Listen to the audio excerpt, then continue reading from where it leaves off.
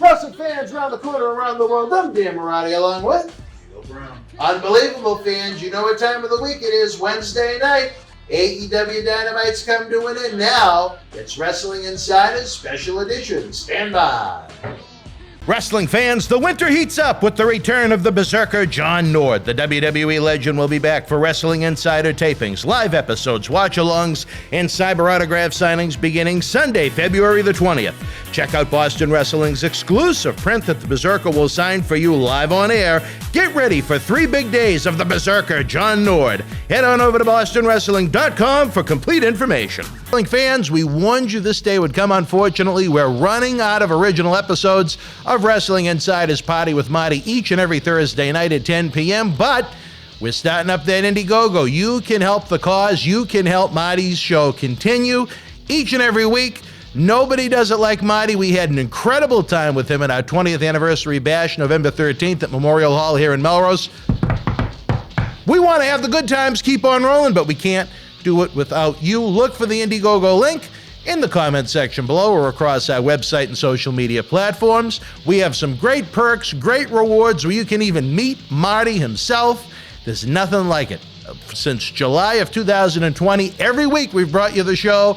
We need your help to keep on going. We tell you, without wrestling fans, there is no professional wrestling, and there's no better time to help the cause now.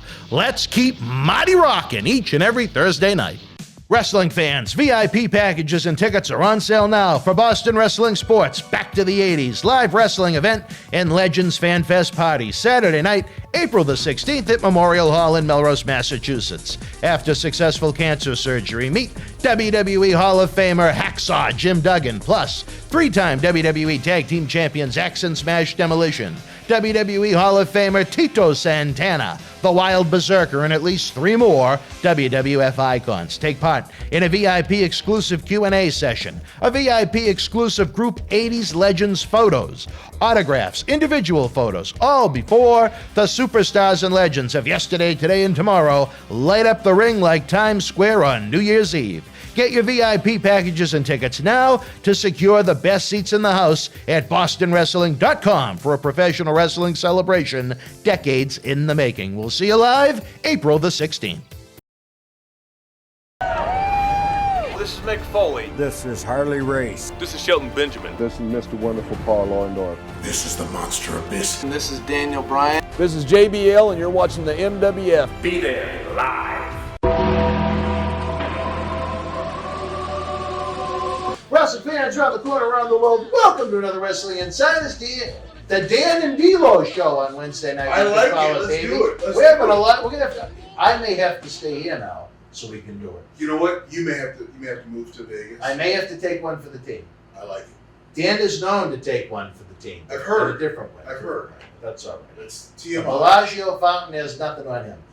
All right, we have talked a lot about you in your early days. In the previous episodes, we talked about you as a young fan, going to live events, how you watched wrestling, your schooling, going up to the great state of Maine, training, going on to different territories, having rocks hurled at you in Puerto Rico. Yes. I've seen it all, done it all, and then eventually we get to this point where now you feel, or someone felt you were seasoned enough, where you could contribute to the granddaddy of them all, the biggest platform in our sport, WWE, then known as the World Wrestling Federation. How did you entering the company come to be? Did you reach out to them? Did they reach out to you? What happened? So I come home from Christmas break in Puerto Rico, and this is like the early days of cell phones, so we just didn't use them at all. But I remember coming home and I went through my old Rolodex. You know what Rolodex? You just looked up and Jim Cornette.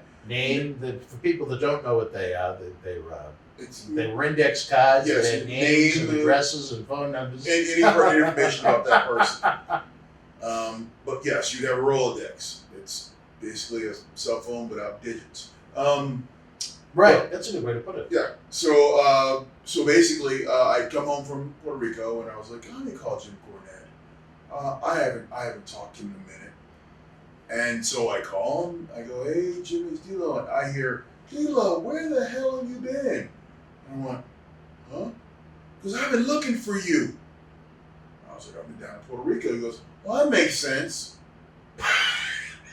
Why did that make sense? Because he couldn't get it. Oh, I see. And so as the conversation went, he goes, hold on, I'll call you back. Click.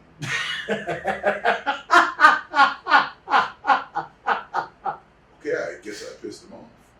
So then he called. He was really offended you were in Yeah, Puerto he said he was Rico. in You Puerto must have Rico. thought, yeah, Jesus, what do you got against Puerto Rico, Jim? So then he calls me back and he goes, can you be in New York this Saturday? And I went, yeah. He goes, do you have a suit? Yeah. I didn't, but I said yeah. Never say no. And then he's like, you know, we can use you. Can you if you get to New York this Saturday? We'll use you on Shotgun Saturday night. We can put you in the Nation because at the time the Nation, it was Clarence Mason and a bunch of guys in suits. Just a bunch of guys. Yes, and they were. What you don't know is they were Clarence Mason's fraternity buddies. Oh, really? Okay. So whatever major city that he would go to, he would call his local chapter up and say, Oh. hey, I need 5 guys. But the problem is none of those guys could wrestle. Right. So They just stood there and they went, stood there. Yeah. So here are these guys who are getting heat on all these baby faces, and baby faces can never get back at them because they're not trained. So they needed a bump guy. So Jim Cornette suggested me to be the bump guy. I'm fortunate he didn't get a hold of me before because he wanted me. He was looking for me. You remember when they did a bunch of enhancement talent with names like T.L. Hopper, Pug, Freddie Joe Floyd. Yes. Yep. Initially, he wanted me to be part of that crew. Well, it was good you were in Puerto Rico. Yes, because that didn't work out well for me. No, for none of them.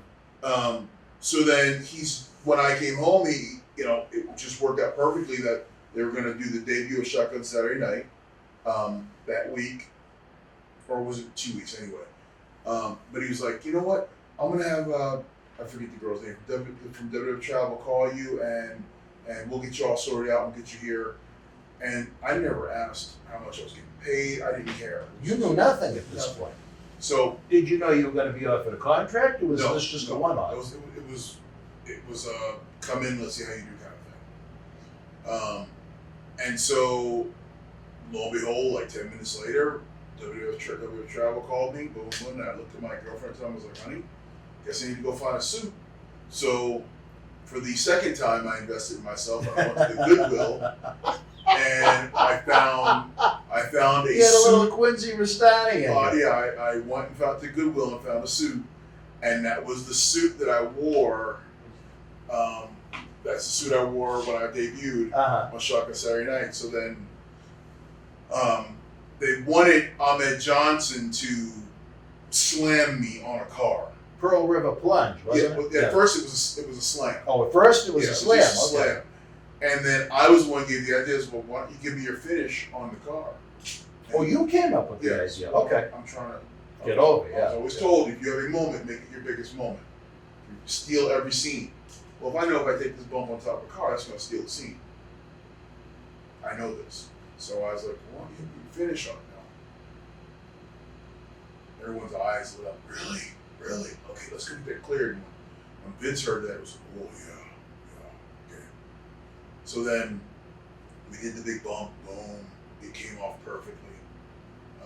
And when I remember coming to the back, and Vince was like, yeah, that's what I like it. And so right there, I knew all I knew was I caught his attention. And that's all you want to do is catch his attention, pique his curiosity. And so they were like, okay, let's do it again next week. And I was like, okay. And then Shotgun Saturday Night moved from New York City and went to Texas for a couple of times.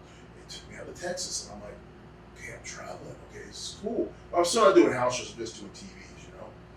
And so finally, they about a month in or so, they were like, okay, we're gonna take you on the road, okay, and we can take this act out on the road. And that's when I got to start getting a feeling. I was like, okay, this might happen. And then I remember it was right before WrestleMania 13. It was right before WrestleMania 13 that Bruce Pritchard brought me to the office, and offered me a standard booking contract. So you were kind of appearance by appearance I was, at that point? I was just a nightly, and it was pretty much, we'll decide tonight if we're going to book you next week, kind of thing. And then That must have been kind of stressful.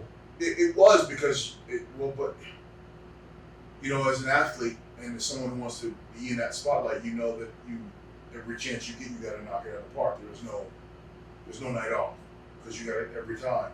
So it wasn't, you know, you didn't get lucky and do it right. So you didn't get lucky. So I remember it was right before WrestleMania 13, I got extended the contract. And then they told me I was going on the South Africa tour right after Mania. So I was like, Oh, wow. whoa. Passport ready, baby. Yeah, I had the passport. You already had one, Yeah. okay. And so that's where I really, Gerald Briscoe took a liking to me over there because he saw me. That's where I really started working out, you know, working in the ring. It was easy to work me over in South Africa. No one knew who I was. Like, Right. hidden.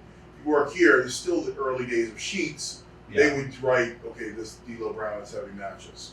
And we do want to note, not that I want to interrupt you, but Jerry Briscoe, the official captain of the Paul Bearer Holiday Headlocks Toy Drive.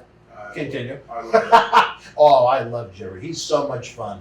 So I went over to South Africa, and when I came back, I believe it was Gerald Briscoe's house show reports from me over there. That's when they put me on the road full time, and that's when I was a full-fledged member of the Nation.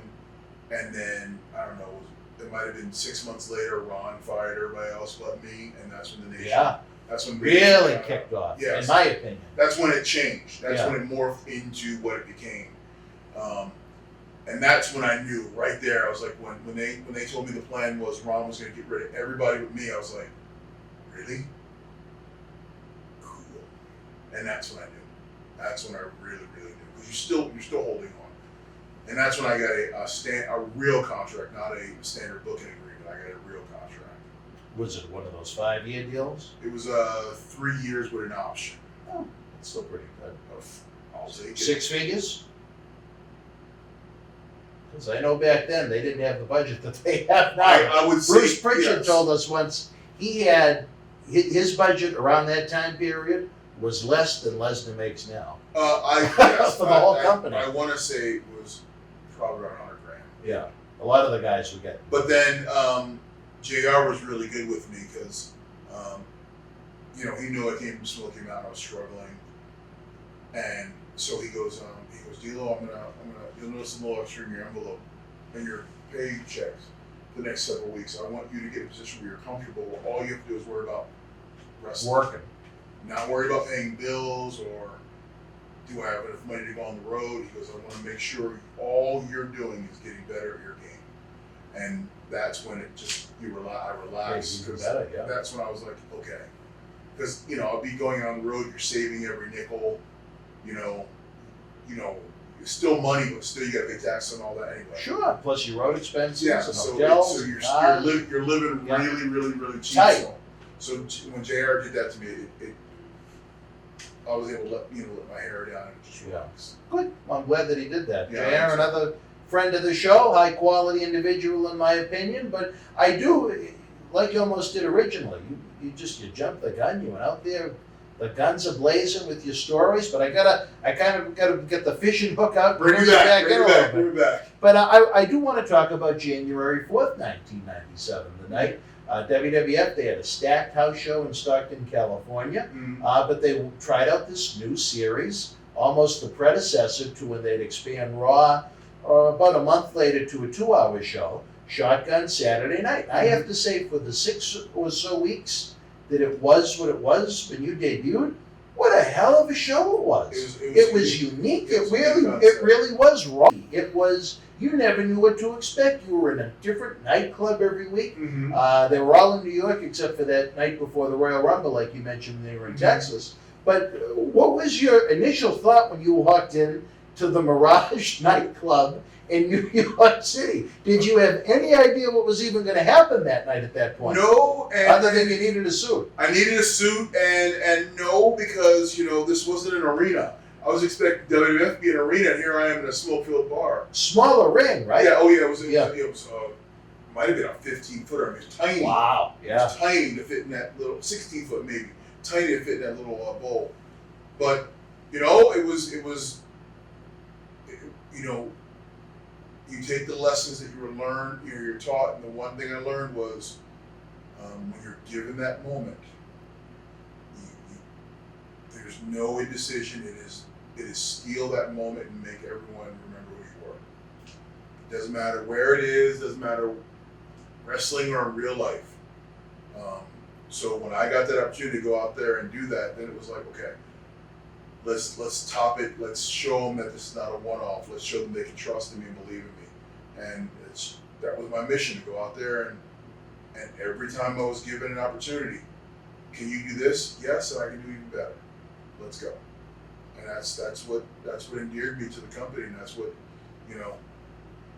over months they started getting more and more trust in me, and then they would give me opportunities, and that's when they would, okay, let's involve you with X-Pac, and okay, now, hey, we got this idea with the European title, let's go there, and then it leads to, hey, you're gonna win the European title on Saturday, and you're gonna win the Intercontinental title on Monday. It's like, what? Excuse me? So the more and more they trusted you, the more and more they gave you. So I was very happy about that. So it proved to me that I'd earned my way in. Well, unbelievable, fans. You want to talk about earning your way in? You have certainly earned your way into the Boston Wrestling MWF family even more with these great stories, these great talk shows we've producing, your contributions to the Paul Bearer Holiday Headlocks toy drive, which means a lot to me. But right now, we're going to take a brief time out, catch up on all the great stuff going on in the world of Boston wrestling and beyond. Stand by. The World Wrestling Federation was live at Ben Light Gymnasium in Ithaca, New York, Thursday, February the 9th, 1984, for a fundraiser for the Ithaca College wrestling team. In the opening contest, Tito Santana beat Eddie Gilbert. The Iron Sheik with the win over future nemesis B. Brian Blair. Tiger Jackson and the Haiti Kid defeated Dana Carpenter and Poncho Boy. Mass Superstar victorious over Tony Gurria. Polish Power Ivan Putski battled Sergeant Slaughter to a double disqualification. And in the main event, Andre the Giant and WWF Tag Team Champions Tony Atlas and Rocky Johnson defeated Intercontinental Champion Don Morocco, Mr. Fuji, and Tiger Chung Lee in a 2 out of 3 falls match. If you were in Ithaca Live, share your memories in the comment section below. Use the links in the description box to keep wrestling legends working in our eBay store and on our acclaimed Patreon streaming service so we can bring you more interactive superstar shoot interviews to relive the good old days of professional wrestling. Check it out. Wrestling fans, VIP packages and tickets are on sale now for Boston Wrestling Sports Back to the 80s live wrestling event and Legends Fan Fest party Saturday night, April the 16th at Memorial Hall in Melrose, Massachusetts. After successful cancer surgery, meet WWE Hall of Famer Hacksaw Jim Duggan, plus 3-time WWE Tag Team Champions X and Smash Demolition, WWE Hall of Famer Tito Santana, the Wild Berzerker, and at least 3 more WWF icons. Take part in a VIP exclusive Q&A session, a VIP exclusive Group 80s Legends photos, autographs, individual photos, all before the superstars and legends of yesterday, today, and tomorrow light up the ring like Times Square on New Year's Eve. Get your VIP packages and tickets now to secure the best seats in the house at bostonwrestling.com for a professional wrestling celebration decades in the making. We'll see you live April the 16th. Wrestling fans around the corner, around the world, I'm Dan Marotti. And I'm Mr. USA WWE Hall of Famer Tony Atlas. The road to WrestleMania has begun. Wrestling fans are looking to add to their man caves. You got to see what we have in the eBay store. Check it out. Here's your chance to own a piece of history from the 2020 WWE Draft. On the second night, October the 12th, The Fiend, Bray Wyatt, and Alexa Bliss unleashed hell on Andrade and Zelina Vega. This limited edition 11x14 collector's poster is number 26 of only 50 made, personally signed by both The Fiend and Alexa Bliss, direct from friends at WWE. Comes with certificate of authenticity hologram on the poster itself, suitable for framing. You'll also receive a bonus autographed mystery photo and an on-air shout-out as our thanks to you. Get this ultra-rare autographed Fiend and Alexa Bliss poster now.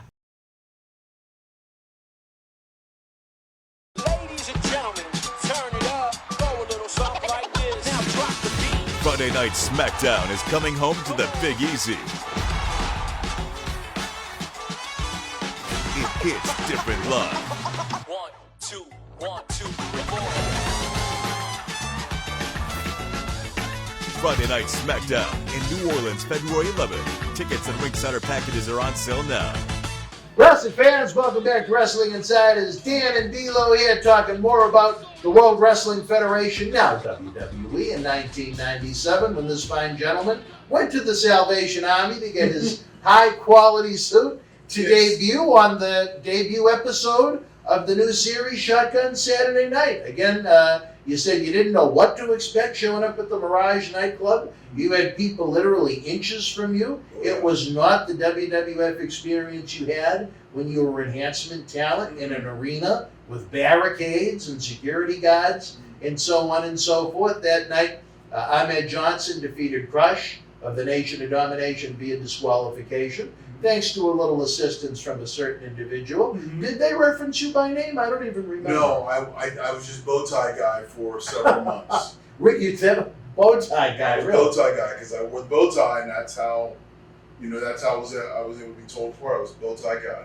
That's it. Did they wait until they gave you a contract to start calling you D'Lo on TV? Yes, I was, wrestler B. I could have been anybody. You were just kind of that guy. Yeah, I was that guy.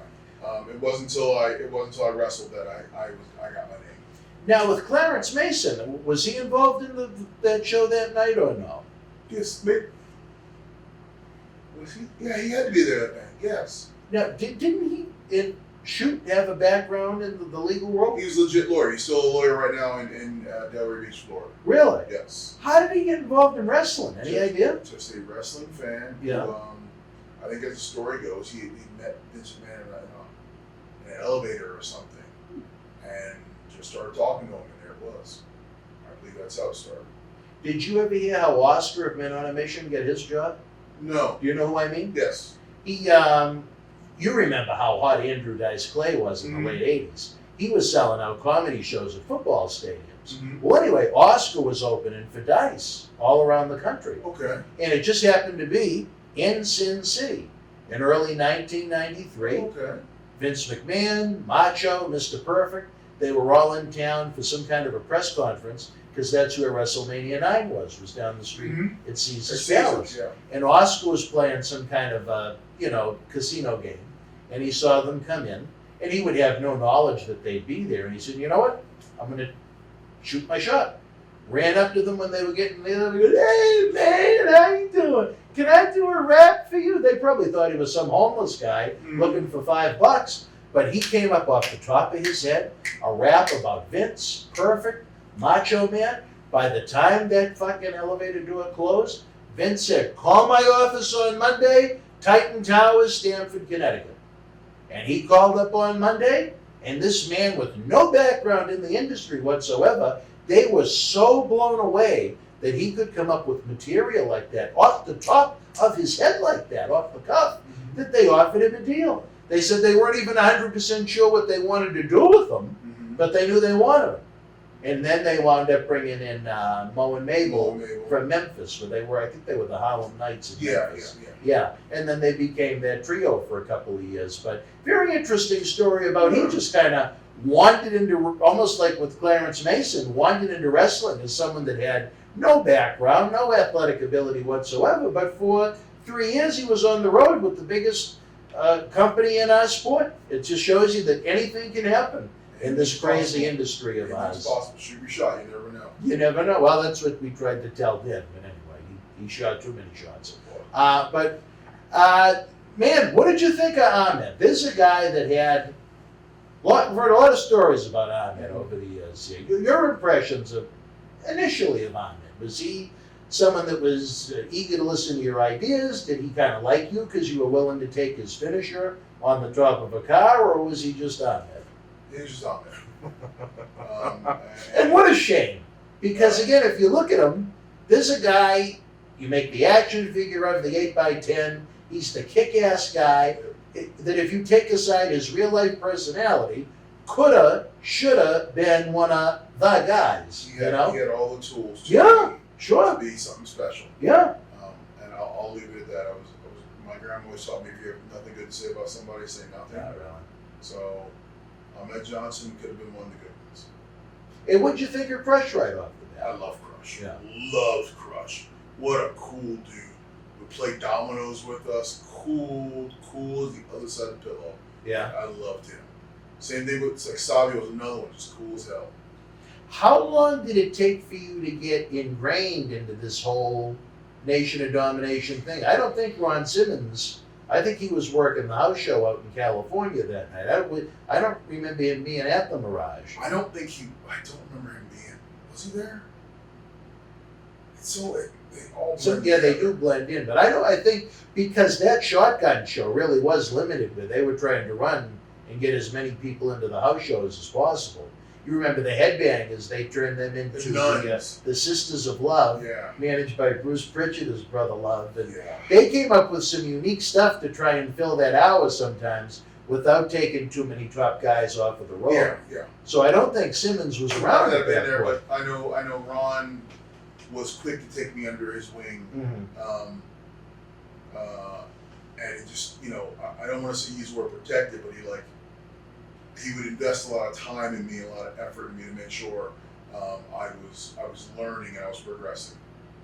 So Well, hey, it showed that at least he cared and he had an interest. And not only was he looking after a young D'Lo Brown, but the Nation of Domination gimmick, he was the face of it. Mhm. He didn't want to have a stiff involved in it or No, something no. like that was going to drag it down. no, I think he quickly realized that I had potential, and he wanted to cultivate it. And you could really help. Yeah, and I You could really help. I helped, could help, yeah. and I became the bumping the workhorse of the nation, which I was the youngest one. I didn't care. And nothing against Ron, but he was starting to get a little long in the tooth.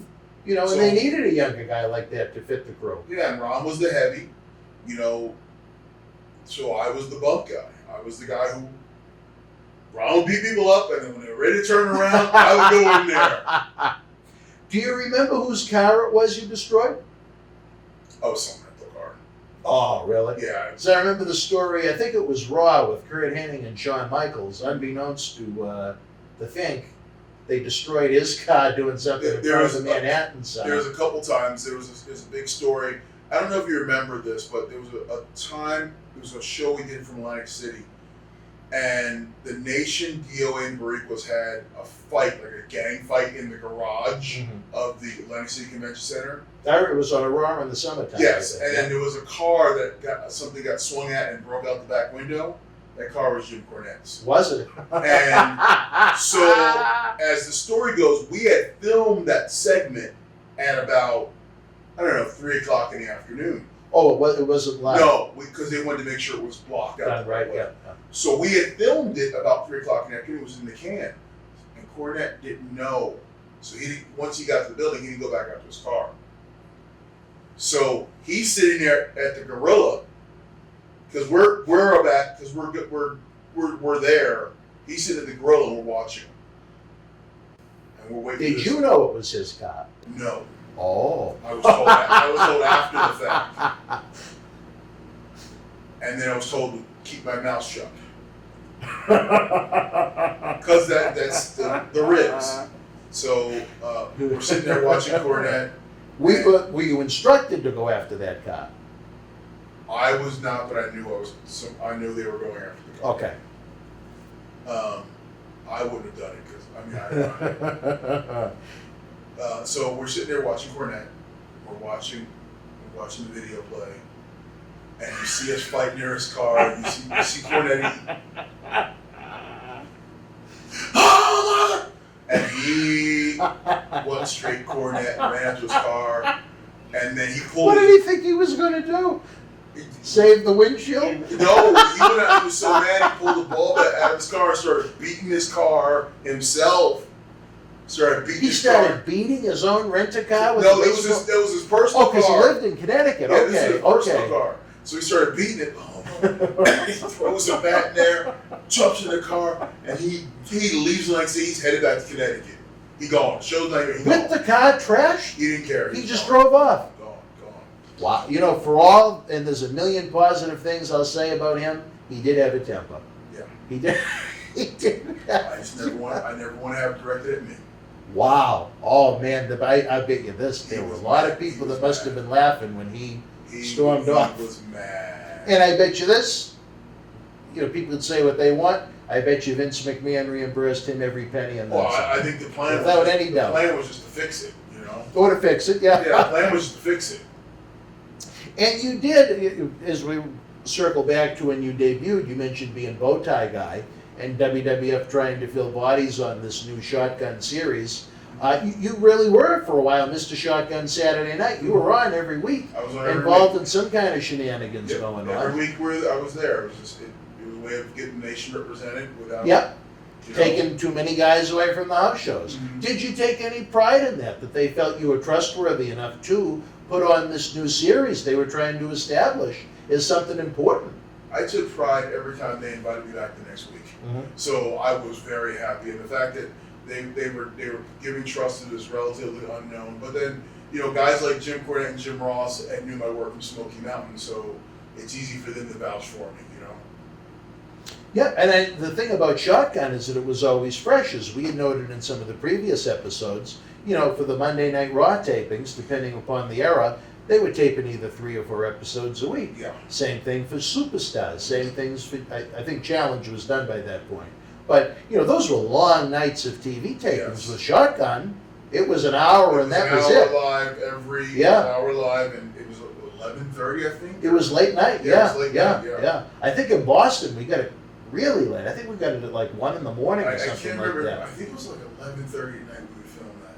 You tape it live at 11:30. Yes. But in some markets maybe had Whenever it they later than distributed others. it, whatever. But I remember us taping it. We would tape live at like 11 or 11:30 at night. And what about some of the other Nation members at that point? You mentioned Ron, you mentioned Crush, PG-13. You probably we didn't even mention them in the Smoky Mountain days. Did you know them from down there? I'd known them from, I'd gone down to Memphis a couple times and watched them. Oh, okay. So I knew of them extremely well, yeah. I actually, even though they didn't technically fit the gimmick, I actually kind of liked them doing the intro. It was I different. thought it gave it a little, even just a little more. It was different and unique, and it's funny. You got these these 2 young white kids being the mouthpieces for this group, the Nation, and then let me not sell short. Godfather at the time, he was Kama. Yep. He welcomed me into the Nation. Both arms open. It was just, come on in, man. Let's do this. And it was like, man, this is so cool. And to this day, he's still a lifelong friend. Like the entire Nation, I could call right now, and we'll just talk like it was yesterday.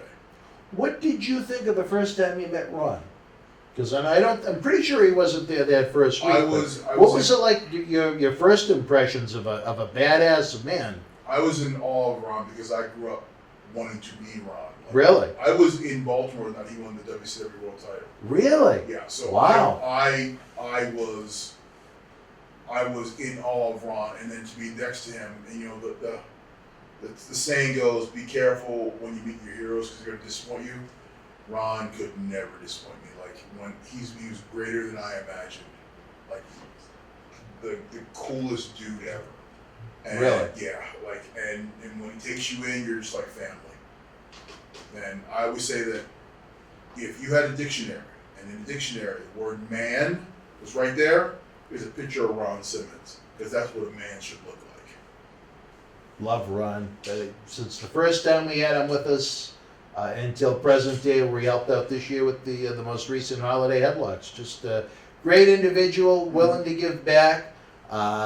Willing to tell it like it is. And sometimes you need to hear that in life, and I respect that an awful lot from certain folks. But right now you want to hear it as it is. We're going to take a brief time out. When we come back, we're going to wrap up the show with the guy, the man, the one, the only.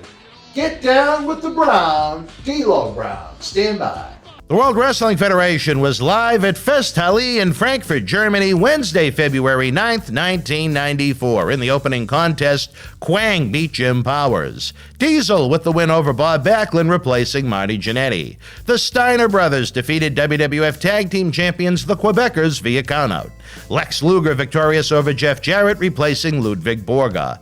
Doink the Clown beat Bam Bam Bigelow. Adam Bomb with the win over Billy Gunn. And in the main event, Bret the Hitman Hart defeated WWF World Champion Yokozuna via disqualification. If you were in Frankfurt Live, share your memories in the comment section below. Keep Wrestling Legends working in our eBay store and on our renowned Patreon streaming service so we can bring you more interactive superstar shoot interviews to relive the good old days of professional wrestling. Check it out. Wrestling fans, the winter heats up with the return of the Berzerker John Nord. The WWE legend will be back for Wrestling Insider tapings, live episodes, watch-alongs, and cyber autograph signings beginning Sunday, February the 20th. Check out Boston Wrestling's exclusive print that the Berzerker will sign for you live on air. Get ready for 3 big days of the Berzerker John Nord. Head on over to bostonwrestling.com for complete information. Wrestling fans, we warned you this day would come. Unfortunately, we're running out of original episodes of Wrestling Insider's Party with Marty each and every Thursday night at 10 p.m., but we're starting up that Indiegogo. You can help the cause. You can help Marty's show continue each and every week. Nobody does it like Marty. We had an incredible time with him at our 20th anniversary bash, November 13th at Memorial Hall here in Melrose. We want to have the good times keep on rolling, but we can't do it without you. Look for the Indiegogo link in the comment section below or across our website and social media platforms. We have some great perks, great rewards where you can even meet Marty himself. There's nothing like it. Since July of 2020, every week we've brought you the show. We need your help to keep on going. We tell you, without wrestling fans, there is no professional wrestling, and there's no better time to help the cause now. Let's keep Marty rocking each and every Thursday night. Wrestling fans around the corner, around the world, I'm Dan Marotti. And I'm John Cena Sr. Johnny, the momentum here in Boston Wrestling continues as we continue to build and build and build. The fans want to know, how do we help? We subscribe to the Patreon, but we see all the great merchandise on that set. Coronavirus may have killed the nightlife, especially for someone like Marty, but our acclaimed eBay store is open 24/7 around the world. Wow. Check it out. Support Wrestling Insider's in-studio shoot interviews on eBay with this brand new personally autographed WWE Royal Rumble 2021 11x14 poster signed by WWE Universal Champion Roman Reigns, his advocate Paul Heyman, and Kevin Owens. Reigns and Owens battled for the Universal title in a last standing match January 31st in the Thunderdome in Tampa. This limited edition collector's poster is number 31 of only 50 produced. Comes with WWE authentication hologram on the poster itself. Also comes with an on-air shout-out from WWE Hall of Famer Mr. USA Tony Atlas and a bonus autographed 8x10 photo. Get this rare, awesome collectible for your man cave and help keep wrestling legends working now. Wrestling fans, welcome back to Wrestling Insiders. Dan Marotti along with my partner in crime, D'Lo Brown. We're ready to contact the attorneys and iron out a long-term deal. The TV studio back in Boston, it gives me headaches sometimes. But when they allow us the platform to have great guests like this, I'm always so happy, along with the great help that we've had with us, because as someone that has worked in these larger organizations knows, if you don't have the help helping, you can have the greatest talent in the world in that ring. Mm-hmm. No one's going to see it, or they're not going to see it very good. Yes. So I'm always very happy to have great people, and I always think they should be acknowledged. Absolutely. Because they're often the forgotten heroes in this industry. But without them, they're the workers that make us in the stars. I mean, there's 1,001 jobs in wrestling, and only 2 of them are in the ring. Referee and wrestler. There's still 998 other jobs out there in wrestling, and without them, a wrestling show never gets off the ground. So yeah, they're the forgotten heroes and the unsung heroes, but they deserve a ton of credit. Well, I know our crew has been enjoying sandwiches as we've done our shows. I know. That's a different story for a different time. My stomach is grumbling over here. You don't want to know what Dan was eating down at the MGM the other night. I've heard that story like 9 times now, and I'm going to tell you. I think it was one of The Rock's favorites. Remember that pie that he used to talk about? A little poontang pie. You eat pie? Poontang pie, yeah. But anyway, as we get back to Mr. Shotgun Saturday night over here, when he was introduced to the World Wrestling Federation, they took you down to Texas. You worked with a man that headlined several of our first events. back then known as Jesse James, with yeah. a couple of S's, a couple of M's. Your initial impressions of the man that went on to be much better known as Road Dogg, present day, really playing a major part in NXT. It was a pleasure being in there with him, and I had history with the Armstrong family, so it was a real easy connection to have. And he's so talented, and he made everything, like, being in the ring with him was not hard at all because he made it so easy. All you had to do was follow along, just follow along, and then after a while you get more comfortable with him. You start joking around with him in the ring, and it just makes it totally fun out there. So I love my time with Road Dogg. He's one of the best I've been in the ring with. He's another light-hearted guy, a lot of fun, a lot of laughs. I have to say this, I do have my moments of honesty about him. He was one of the guys, unfortunately, that did stick it to us, not once, but after it first happened with us the second time after he left TNA, because TNA went above and beyond to try and repair the relationship, and I was very grateful for that. But I'll say this, once he got on the straight and narrow and got sober and got his life straightened out of everyone that has ever screwed us over, he was the only one that was a man and went out of his way to reach out and apologize. And I think that says, no matter how funny he may be, no matter how talented he may be, as a human being, I think that says it all about Brian James. The content of his character Yep. is on full display with something like that. So, yes. And I say that in every interview, because let me tell you, when he did it to us, I was very angry, because it wasn't just once, it was twice. We gave him a second chance, and then it was a matter of fact, it was at the tail end of a Cauliflower Alley Club reunion, and I had to try and deal with his wife, as he had vanished in Canada in a long story, but thanks to WWE, trying to help former talents the way they do, they helped get him back on the straight and narrow, and now, look at the great contributions he's making to the sport virtually every day of the week. Yeah, I mean, if you're seeing NXT, he has a fingerprint there.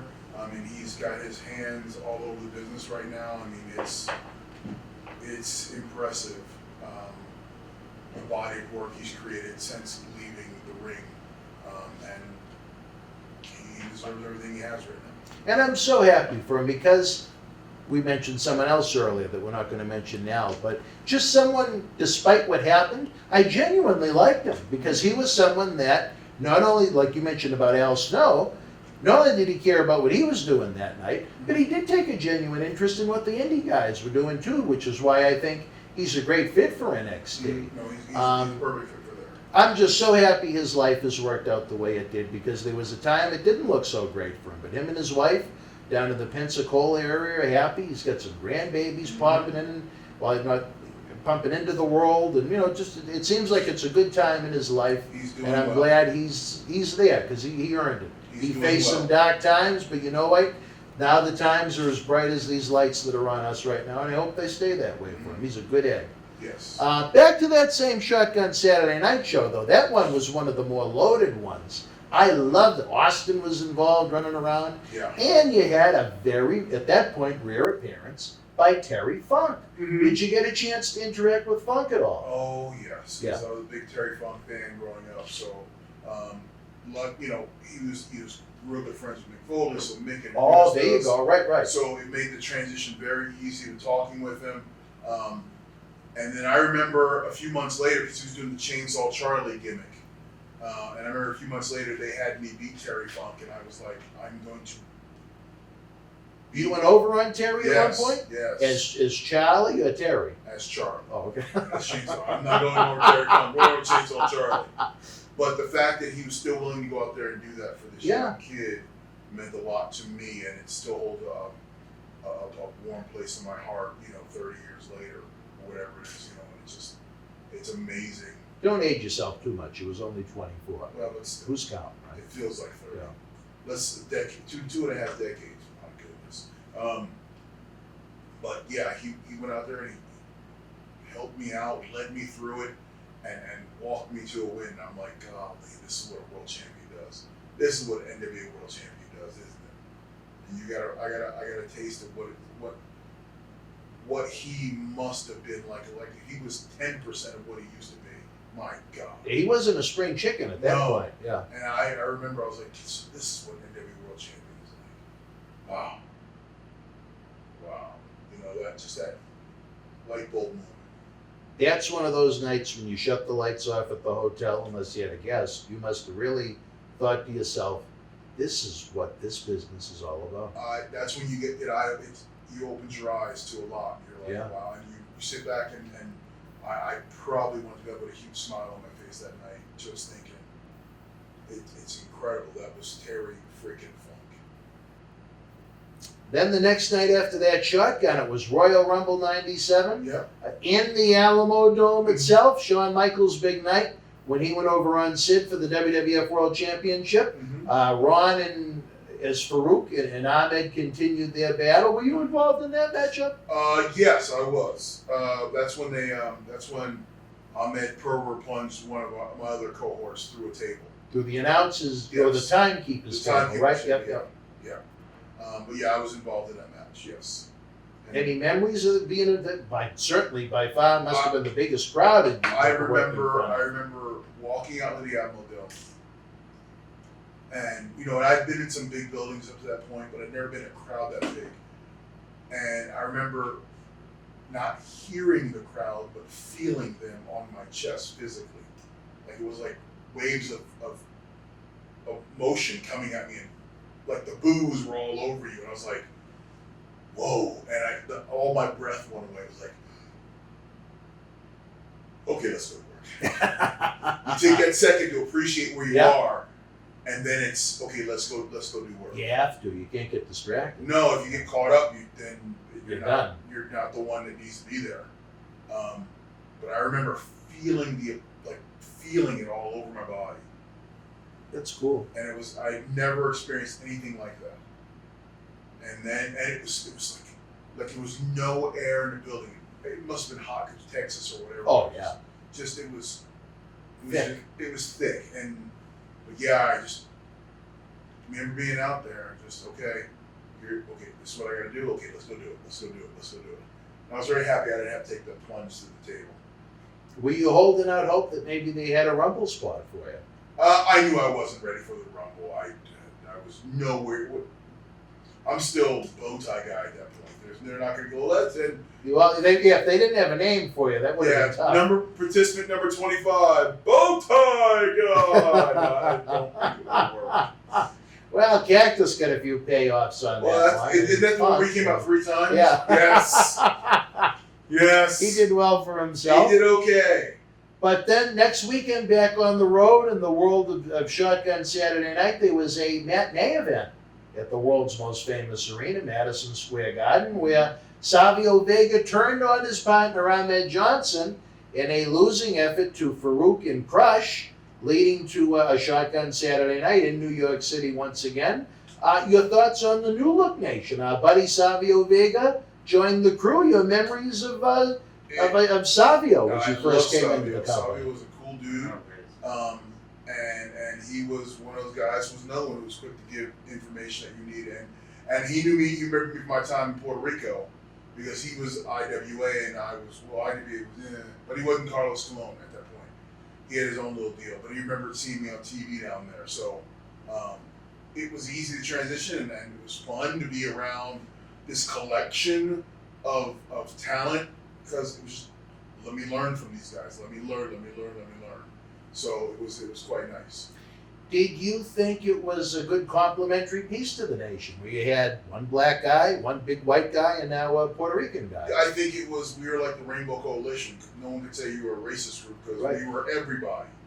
We were just a group that was mad at everybody for not giving us what we thought we deserved. I mean, that's what it really was. So you couldn't say we were racist. We had 2 white guys wrapping us in. Yeah, right.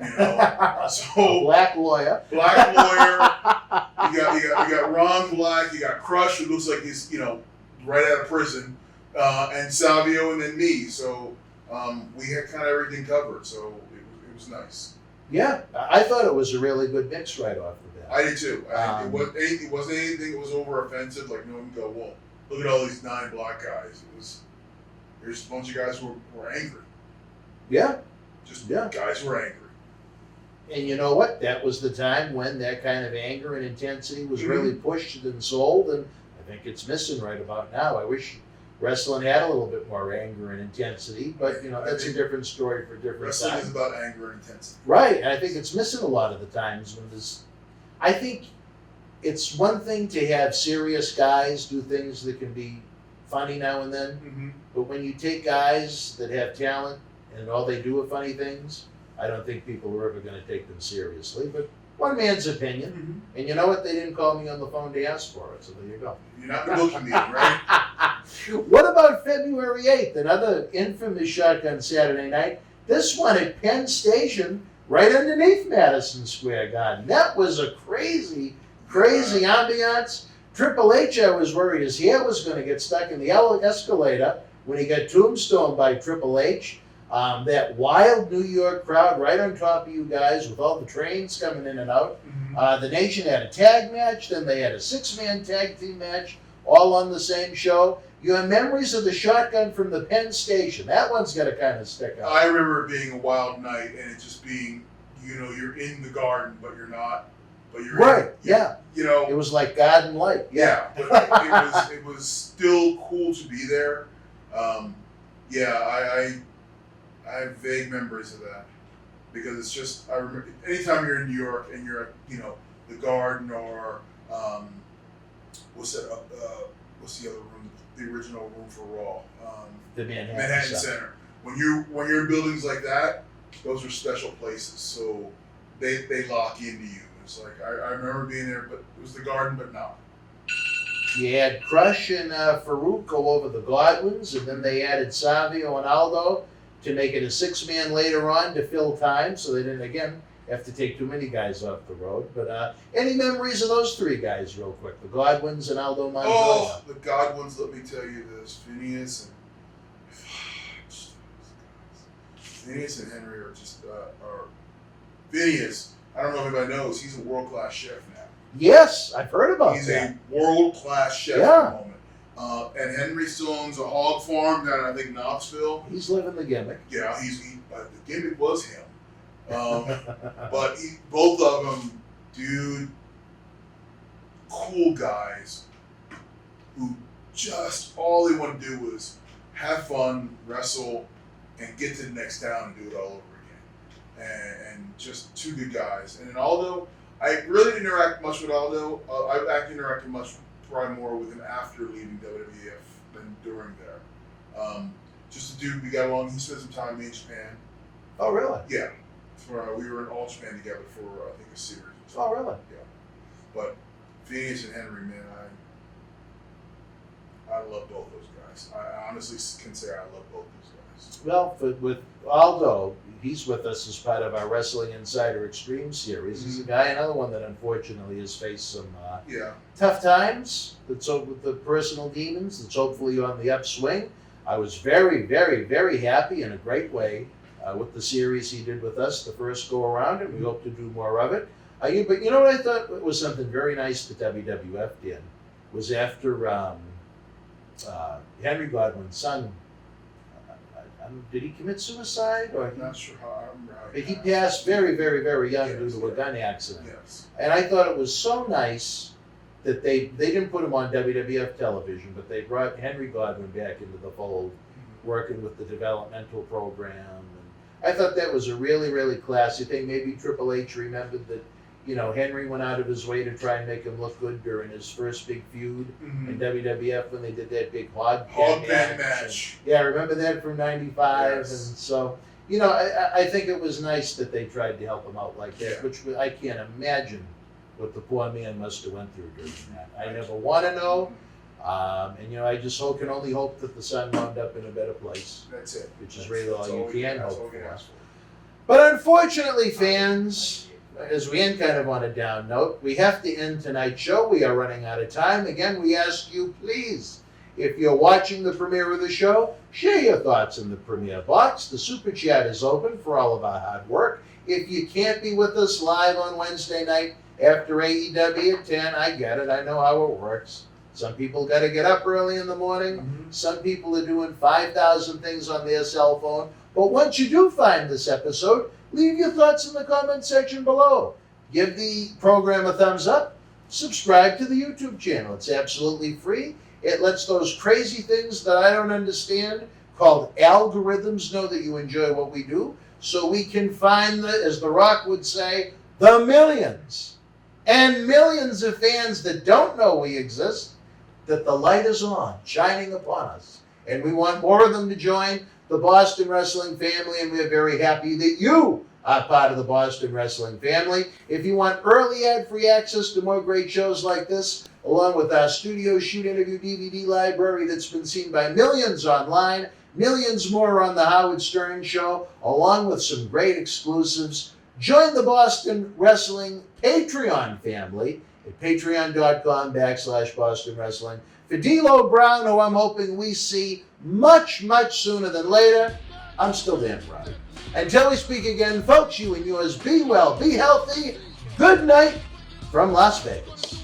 Hi, this is Phil DeCesare. Thank you for enjoying tonight's Wrestling Insiders. Get early full-screen ad-free access to all our weeknight Wrestling Insider episodes while helping keep wrestling legends working by joining the Boston Wrestling Patreon family at patreon.com/Boston Wrestling. You can directly help us bring you more great historical wrestling content 7 days a week to enjoy for years to come.